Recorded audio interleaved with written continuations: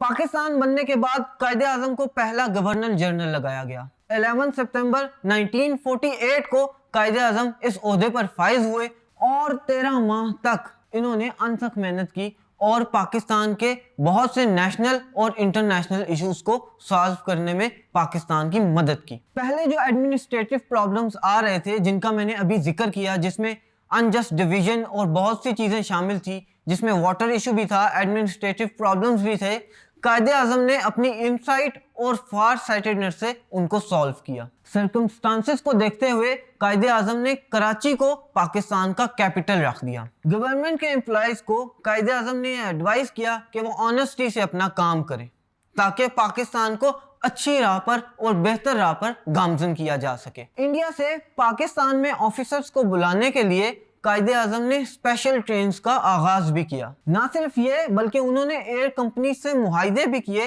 ताकि इन अफसरान को इंडिया से पाकिस्तान बुलाया जा सके और पाकिस्तान में काम किया जा सके। जो भी एडमिनिस्ट्रेटिव प्रॉब्लम से उनको सॉल्व करने के लिए भी कायदे आजम ने एक कमेटी बनाई ताकि उनको भी आराम से और सुकून से हल किया जा सके। कायदे आजम के दौर में ही सिविल सर्विस भी लॉन्च की गई और साथ ही साथ सिविल सर्विस एकेडमी का भी आगाज किया गया। अकाउंट्स और फॉरेन सर्विसेज का भी पाकिस्तान में आगाज किया गया कायदे आजम के दौर के अंदर।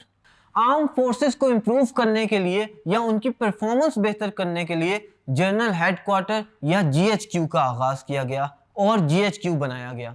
आपको मालूम है कि पाकिस्तान के पास कोई ऑर्डिनेंस फैक्ट्री नहीं थी, तो बहुत ही शॉर्ट पीरियड के अंदर कायदे आजम के रहते हुए एक ऑर्डिनेंस फैक्ट्री भी सेटअप की गई। ना सिर्फ ये कि कायदे आजम ने इंटरनल मैटर्स को सॉल्व किया बल्कि फॉरेन अफेयर्स को भी अच्छे तरीके से देखा और बहुत अच्छी फॉरेन पॉलिसी तश्कील दी। यही वजह है कि पाकिस्तान को बहुत ही शॉर्ट पीरियड में यूनाइटेड नेशंस की मेंबरशिप भी मिल गई। पाकिस्तान में एजुकेशन का उस वक्त हाल कुछ अच्छा ना था, इसीलिए कायदे आजम ने एज अ गवर्नर जनरल एक एजुकेशन कॉन्फ्रेंस भी बुलाई जिसमें एजुकेशन के बारे में बात की गई कि किस तरह मुल्क में लिटरेसी रेट को बेहतर बनाया जा सके। हालांकि कायदे आजम की तबीयत बहुत नासाज थी, लेकिन फिर भी वो इम्पोर्टेंट फाइल्स को जरूर देखते थे।